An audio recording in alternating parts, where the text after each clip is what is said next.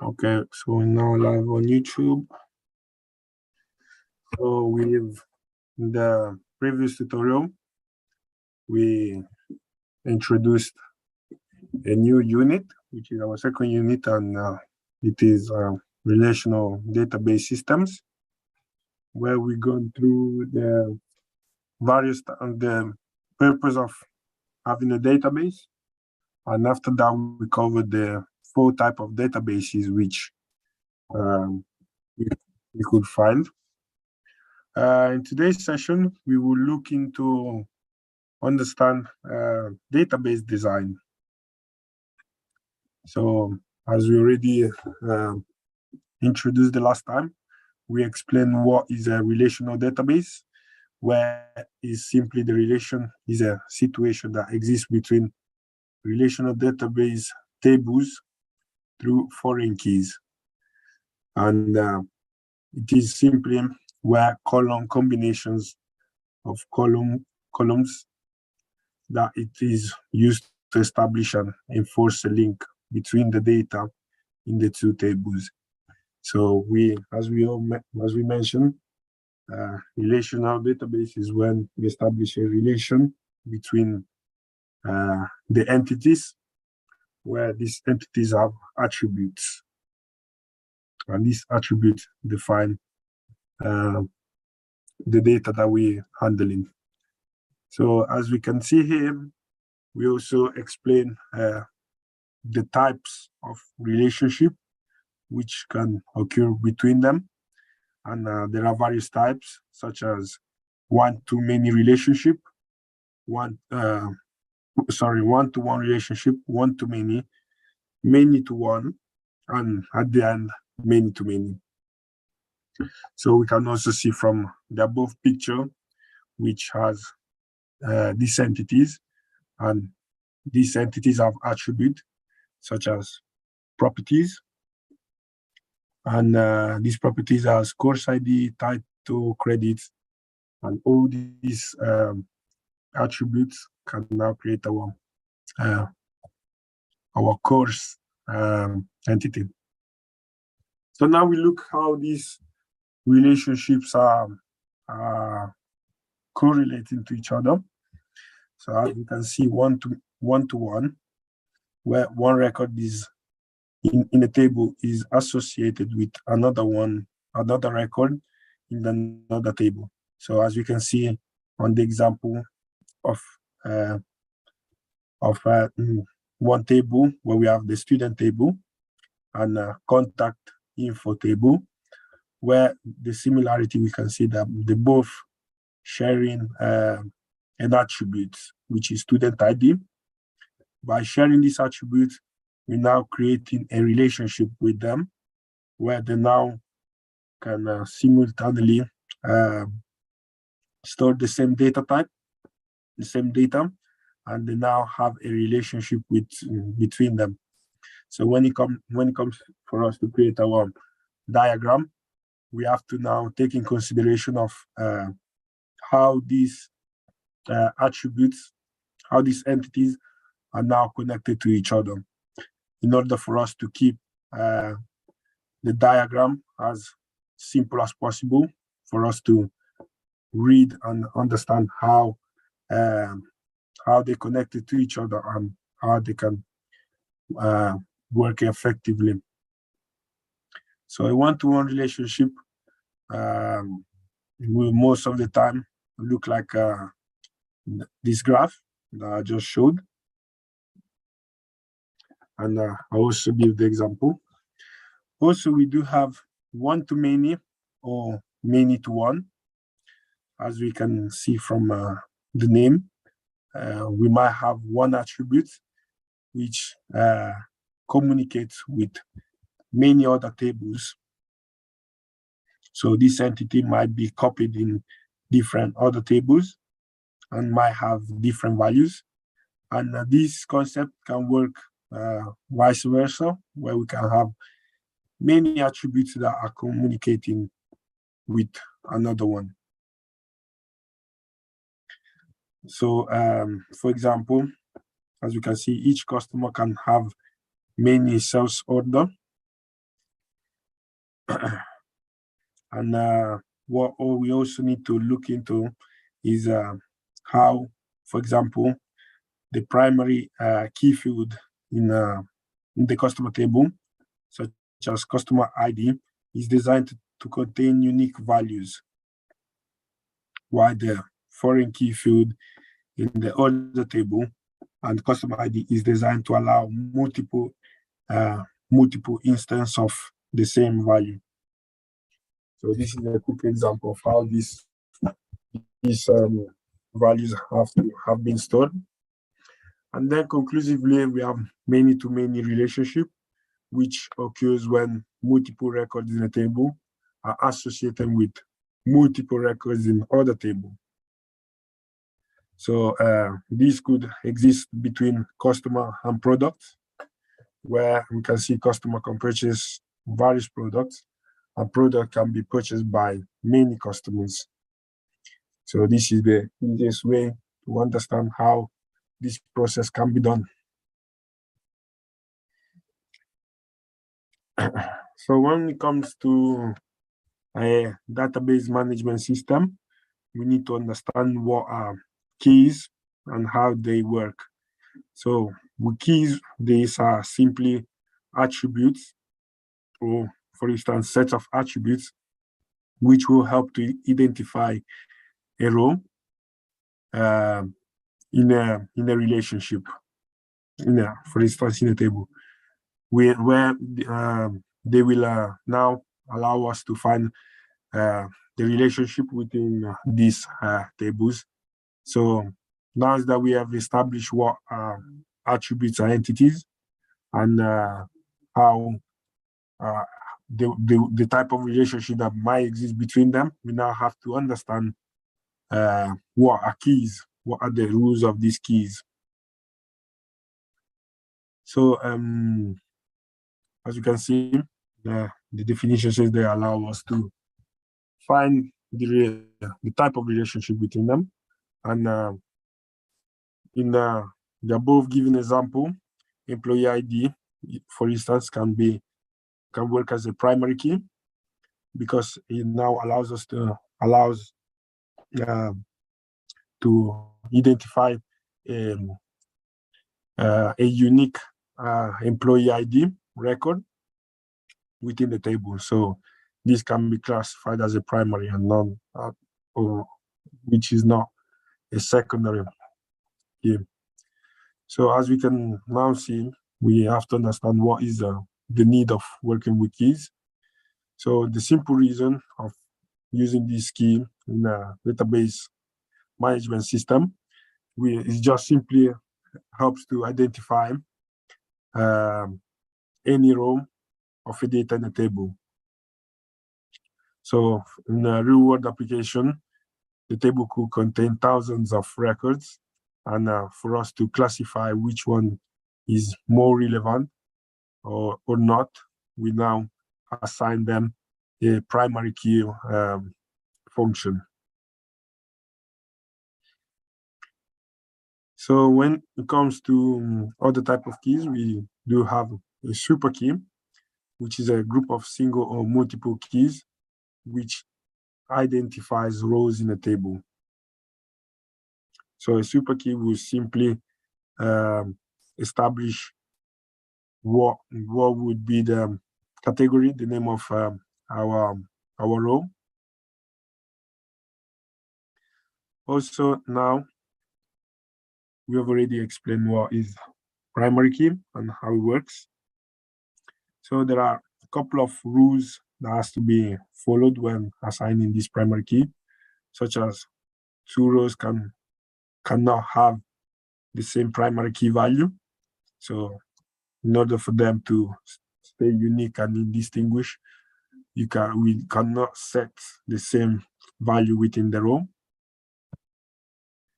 It must, for every one row, to have a primary key value.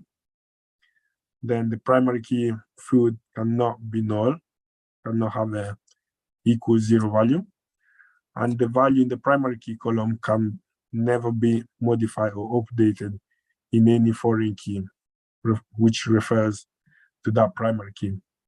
So there are sets of rules which has to be put in place in order for us to not go wrong or messed up the database management system. Also, there are even alternate keys, which they have the simple function, which are basically are not primary, but they call alternate, where a candidate key, which is currently not the primary key, but what happens is that on the table, they might have single or multiple choice for the primary key. So what happens is that they can choose between different rules. They could be either super or primary, or even secondary keys. Also, there are candidate keys. So by candidate keys, they simply contain unique values, where candidate key might have multiple attributes. It could not, must not contain null values, or even it should contain minimum fields to ensure the uniqueness.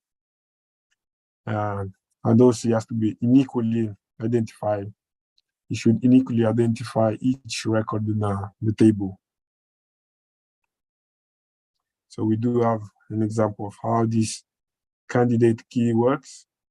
So as you can see, we give an example is it gives us a table with student ID,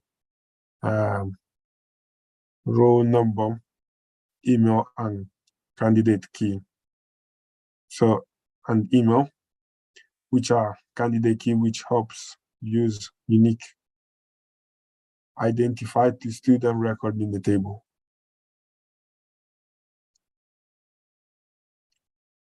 So there are also foreign key. So by foreign key is a column which is added to create a relationship with another table. So as we can see from here, if in the column, a combination of columns whose value match the primary key, it is key in a different table. So what they do, they simply help us to contain data integrity, and also allows navigation between two different instances of entities. So as we can see, they mainly keep our data intact, and there is no any way where the data can be messed up or work in the wrong way. Also, we have compound keys, whereby compound keys has many fields, which allows us to uniquely recognize a specific record. So it is possible that each column might be not unique by itself with the database. However, they combine with the other column or columns, the combination of positive key become unique.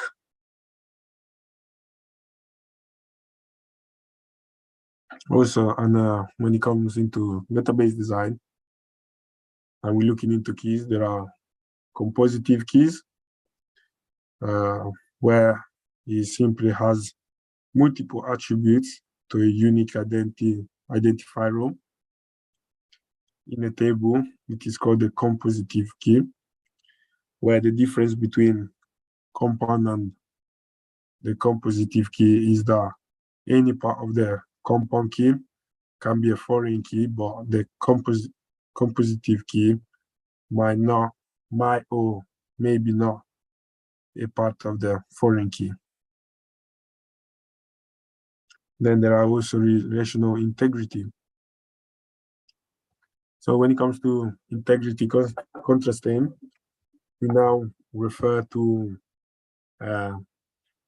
where the integrity in a relational database concept, where it simply states that tables relationship must always be consistent. So therefore, what happens is that any foreign key field must agree with the primary key that it refers by the foreign key. So this is this is the way how integrity contrasting works. So for example, on a database that has no enforced relational integrity, such as the example given here, there is a foreign key value with no corresponding primary key value in the referred table. So we need to ensure that we keep intact the integrity of our data, where each table must have a correlation with each other. Also, there is domain integrity, which has the purpose to ensure that the data value inside the database follows defined rules for values, range, and format. So what happens is that they will now enforce these rules using a variety of techniques, which are now going to include foreign keys contrasting, and they're going to check the contrasting and see on unique contrasting, and also the default one. By domain integrity, is simply an acceptable value for a column or entering correct data for a particular column. So as you can see, for example, setting data type of a column or setting range of a column. So this image shows how we have to ensure that we keep integrity between the data type and the primary keys. Also, we have to ensure that there is entity integrity, which ensures that there are no duplicate records within our table. So when we work with, for instance, Excel spreadsheet, we might have different entities. And what happens is that we have to ensure that we're not duplicating these same values. And what happens is that within the table and that the field identifies each records within the table is unique and never null. So they shouldn't have any null value, and these attributes shouldn't be repeated. Also, there is the same logic applies for foreign keys, where declaring refractional integrity contrasting with these foreign keys contrasting, they simply use to check referential integrity between tables in the data. Now we're going to look into normalization. So when it comes to our database design, we just now want to create a structure for where we're going to store all the data, but we also want to do a way where we minimize potential error when we work with this data. So when the way I example of duplicating, we have to ensure that we're not duplicating data. So we're minimizing the range of error that might occur.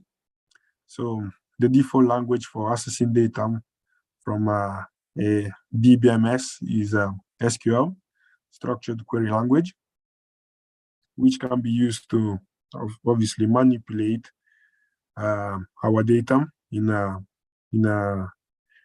a several way. So this will allow us to insert, delete, update, and create retrieve, update, and delete. These are called CRUD operations. And these CRUD operations are used not just for database system, but we do find them in any type of programming language.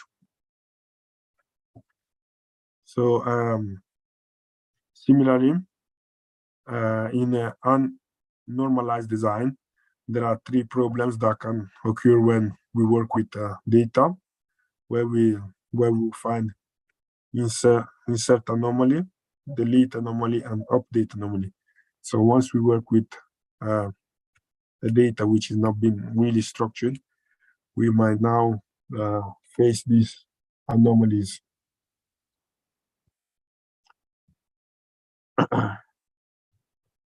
So here we do have an example of a normal form definition, where a data it is in its first normal form, and if it is satisfies the following conditions, where it contains only atomic values, there are no repeated groups, and atomic value in this value cannot be divided. And now, as you can see, we have a primary table, and we have two subdomain tables, such as product price and product color. So this table is not the first normal form, because the column can contain multiple values. For example, the first row includes the value red and green.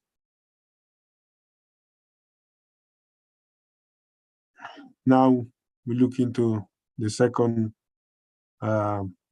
normal form definition, where a database is in second normal form if it satisfies the following condition, where it is in first normal form, all non-key attributes are fully functional, dependent on the primary key. In a table, it is if attribute B is functionally dependent on A, but is not functionally dependent on the proper subset of A. So this is a simple way of how the normalization would be done.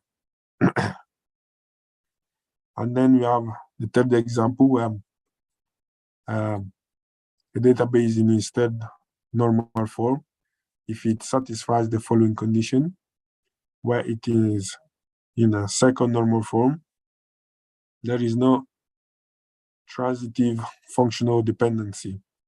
So by transitive formal dependency, it simply means that we have the following relationships in a table, where we have A, it is functionally dependent on B, and B is functionally dependent on C. Now we are going to look into database administration. We already spoke about the CRUD operations, where we create, retrieve, update, and delete, and we simply manipulated our data. Now we look into the administration part, where the rule might include capacity planning, installation, configuration, database design, migration, performance monitoring, security, troubleshooting, as well as backup and data recovery. So this is pretty much administration role, where you then have some skills and responsibilities required to work with this data. So if we have to look into the skill sets that are required, we need to have a good knowledge of database theory, good knowledge of database design, knowledge about our relational database management system itself, For instance, you might also need to know how to work with Microsoft SQL Server or MySQL, and also SQL, PSM, or Transact SQL.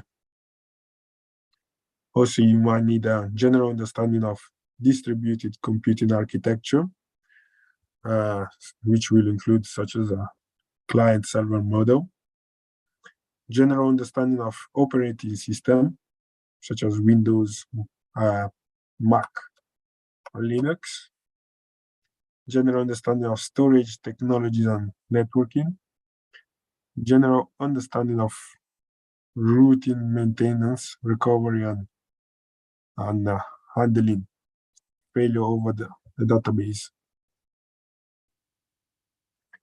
While the responsibilities for an administrator might include installing and updating database server and application tools, allocating system storage and planning future storage requirements, modifying the database structure,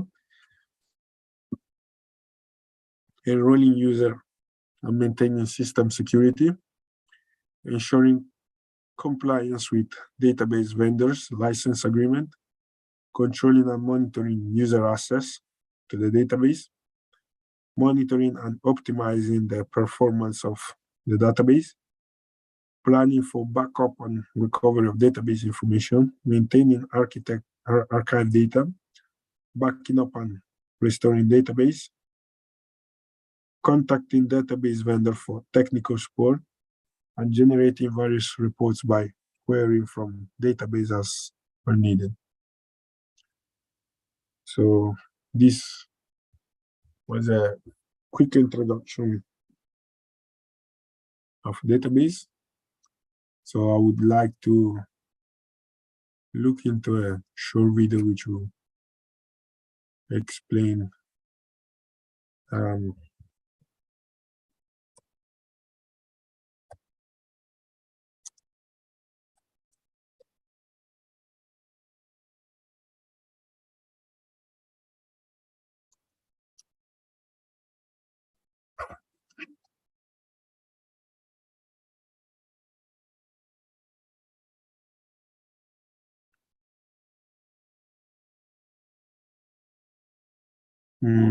you should have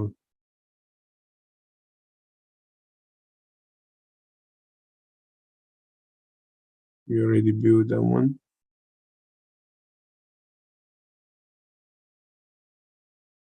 SQL, just